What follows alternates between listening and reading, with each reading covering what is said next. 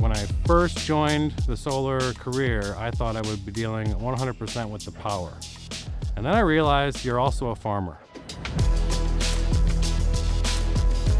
We are at the Chisago solar site in Chisago County, Minnesota. We're here amid acres and acres of flowering habitat for bees and birds. The project here is demonstrating a variety of different stewardship practices that happen to be operable within the power plant. Low-growing meadows, grazing with sheep, tending beehives outside the fence.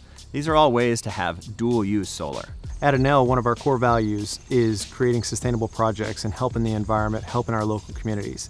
And what we'd like to do with this project is use this as a way to create a template for making our next projects better. So we're testing out different types of plants to see how the rest of the world can use these plants to actually help the production and the health and well-being of their farms. Solar panels do not like heat. At 93 degrees Fahrenheit, a solar panel's production goes shooting down.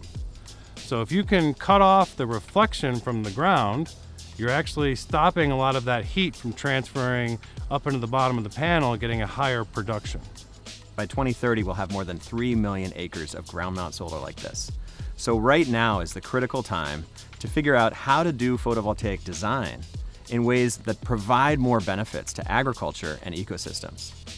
And so looking around this project, you're able to see pollinator-friendly ground cover throughout the site, providing a baseline, a foundation of ecological value that then agricultural uses are built on top of.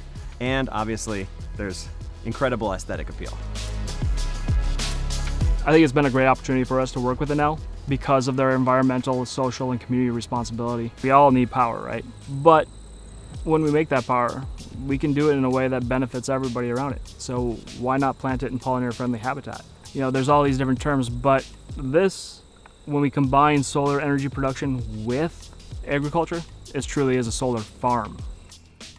Farmers tend to think, just because of pictures in the media, that the solar panels do something harmful to the land.